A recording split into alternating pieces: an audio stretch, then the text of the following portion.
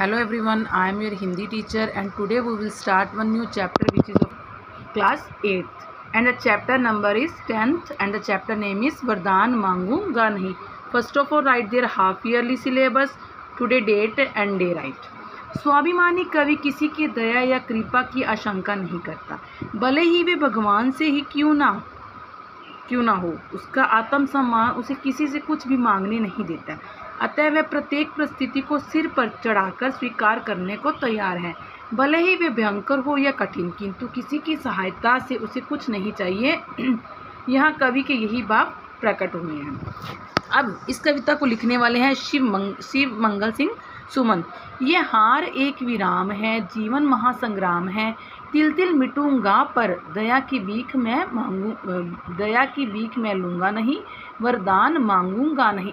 अब यहाँ पर जो सुमन जी हैं, शिव मंगल जी हैं, वो लिखते हैं कि ये हार एक विराम है, जीवन महासंग्राम मतलब जीवन बहुत बड़ी महासंग्राम, बहुत बड़ा संघर्ष है. जीवन में आने वाली कठिनाइयों से मैं पीछे नहीं हटूंगा, चाहे तिल तिल मिटूंगा, चाहे तिल तिल करके मुझे मरना ही क्यों ना पड़े, लेकिन मैं कभी किसी से दया की भीख नहीं लूँगा, वरदान मांगूंगा नहीं, चाहे वो भगवान ही क्यों ना, भगवान से भी मैं किसी प्रकार का कोई वरदान नहीं मांगूंगा. समृद्धि सुखद पहरों की अपने खंडरों के लिए ये जान लो, मैं विश्व की संपत्ति चाहूँगा नहीं. अब यहाँ पर कवि कहता है कि अपनी समृद्धि अपने सुख समृद्धि के लिए किसी प्रकार की कोई भी संपत्ति मैं नहीं लूँगा, चाहे अपनी टूटी फूटी हालतों के लिए, अपने निवास स्थान के लिए किसी प्रकार का कोई वरदान नहीं चाहता. वो भगवान ये कामना नहीं करता कि उसे महलों जैसा आलीशान घर मिले, उसे ऐशो आराम मिले.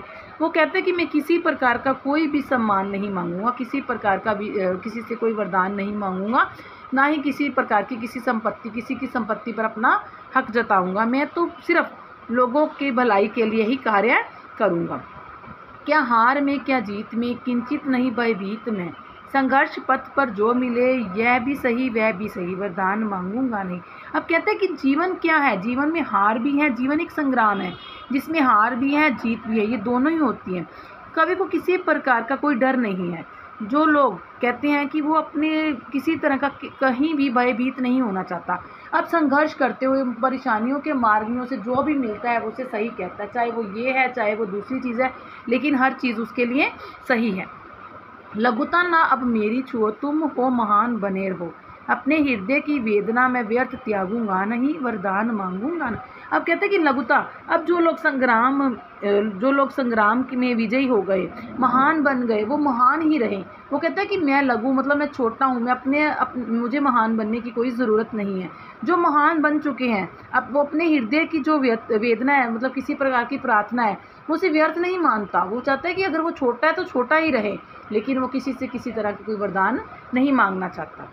चाहे हृदय को ताप दो, चाहे मुझे अभिशाप दो, कुछ भी करो कर्तव्य पथ से, किंतु भागूंगा नहीं, वरदान मांगूंगा नहीं. अब यहाँ पर कवि कहते हैं कि चाहे मेरे हृदय को जला दो, मतलब परेशानियाँ चाहे उसके जीवन में कितनी भी आ जाए, चाहे उसके हित की जगह उसका अहित कर दिया जाए, मतलब उसकी भलाई की जगह उसका बुरा करा जाए, उसके बारे में बुरा सोचा जाए, वो कहते हैं कि मुझे किसी प्रकार का कोई भी दुख नहीं होगा, क्योंकि मैं अपनी परेशानियों से डरकर अपने कर्तव्य से भागूंगा नहीं, मैं अपने कर्तव्य पथ पर आगे बढ़ता चला जाऊंगा. मैं किसी प्रकार का किसी से कोई वरदान मांगूंगा नहीं. कहने का भाव है कि कवि अपनी जो मुश्किलों का सामना है वो हंसते हुए करना चाहता है. वो नहीं चाहता कि वो ईश्वर से किसी प्रकार का कोई वरदान मांगे, किसी की संपत्ति पर अपना हक जमाए. धन्यवाद.